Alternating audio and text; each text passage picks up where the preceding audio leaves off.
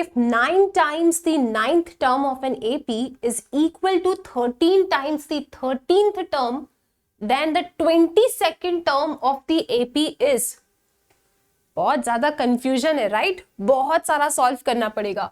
9 times the 9th term is equal to, equation बनाएंगे 13 times the 13th term, फिर बताओ 22nd term क्या है एपी का। अब यार तुम्हारे सामने ऑप्शन है, सॉल्व करके टिक कर लो या फिर एक छोटी सी ट्रिक ले लो। तो चलो बच्चों एक ट्रिक डिस्कस करते हैं of chapter sequence and series. Hi बच्चों, I am Shivani Sharma, your maths educator, and I welcome you all to Unacademy CA 360 foundation.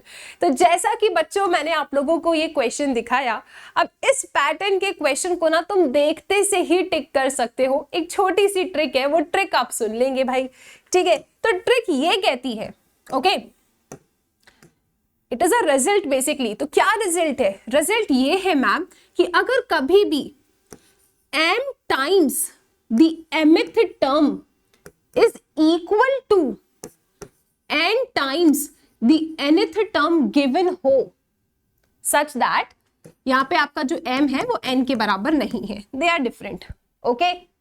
कभी भी अगर क्वेश्चन वाले आपको ऐसा कुछ स्टेटमेंट दे कि m times the mth term is equal to n times the nth term, आप हमें बता दो what is m plus nth term, ठीक है। इनका एडिशन पूछ रहे हैं basically, m plus nth term। अगर आपसे कभी भी ऐसा पूछे कि भाई m times of mth term is n times the nth term, आप बता दो what is m plus nth term, तो बच्चा आंसर इसका हमेशा होता है 0, ठीक है। the answer is always 0, okay. तो सॉल्व करने से अच्छा है इस रिजल्ट को याद कर लो और जल्दी से जाके ऑप्शन को टिक कर दो। एक बार फिर से रिजल्ट रिकॉल कर लेते हैं कि अगर m times the mth term is equal to n times the nth term है, अगर ये आपको गिवन है और कोई आपसे m प्लस nth टर्म पूछे, ओके, इन दोनों का एडिशन करके फिर वो टर्म पूछे कि बताओ what is m plus nth term, तो वो हमेशा 0 होगा। अब जल्दी से इस क्वेश्चन को लेते हैं, क्या इसमें वो थ्योरम लग रही है? आ जाओ बेटा देख लेते हैं जल्दी से। तो ये रिजल्ट क्या इसमें लग पाएगा? सी 9 टाइम्स द 9th टर्म, हाँ 9 टाइम्स द 9th टर्म। अगर आप यहाँ पे देखें तो m times the mth term, जो यहाँ है वो ही यहाँ लिखा है, ओके, इज इक्वल टू जो यहाँ है वो ही यहाँ लिखा है। चेक करते हैं जल्दी से। 9 times the 9th term of an AP is equal to 13 times the 13th term. तो ये दोनों सेम है, ये दोनों सेम है। तुमसे क्या पूछ रहे हैं कि व्हाट इज 22nd टर्म। अब बस तुमको चेक कर लेना है कि क्या 9 एंड 13 का एडिशन 22 आता है या नहीं। अगर 9 प्लस 13 22 है तो डेफिनेटली इसका आंसर 0 है, ठीक है। चेक करते हैं। 9 plus 13, yes it's coming out to be 22। मतलब आंख बंद करके भैया आप ऑप्शन ए टिक कर सकते हो। शर्त क्या है यहाँ पे कि बच्चों m times the mth term is equal to n times the nth term है, तो 100% m प्लस nth टर्म क्या होगा? 0 होगा।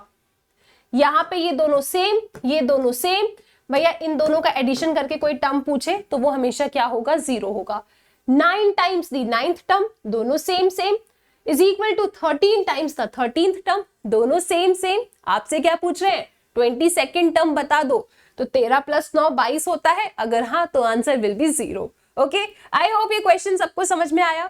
चलो अब इसी पे बेस्ड एक और क्वेश्चन आपके सामने है, इसको सॉल्व करते हैं अपन। This is the question.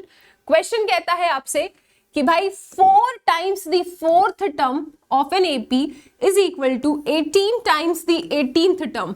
देखो ये सेम टू सेम है, ये सेम टू सेम है।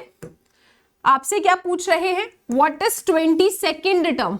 आप फटाफट चेक कर लो कि क्या 4 प्लस 18 22 होता है।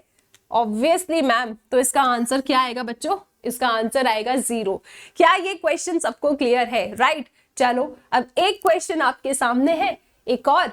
If 10 times the 10th term, check करो, 10 times the 10th term of an AP is equal to 15 times the 15th term, आप बताएंगे what is 25th term.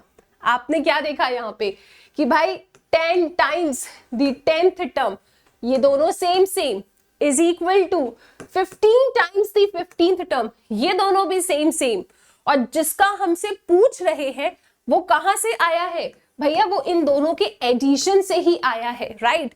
15 plus 10 क्या होता है 25, तो ऑब्वियसली 25th टर्म क्या होगा, कमेंट सेक्शन में आंसर देना। मिलते हैं नेक्स्ट वीडियो में एक नई ट्रिक के साथ, टिल देन टेक केयर।